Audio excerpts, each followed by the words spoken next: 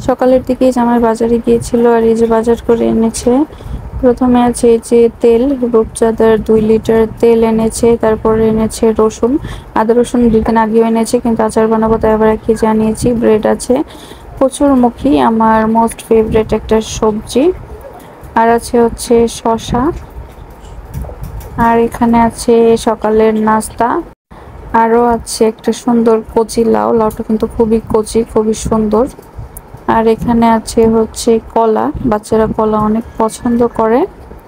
আর এখানে আছে শুকনা টোস্ট বিস্কিট,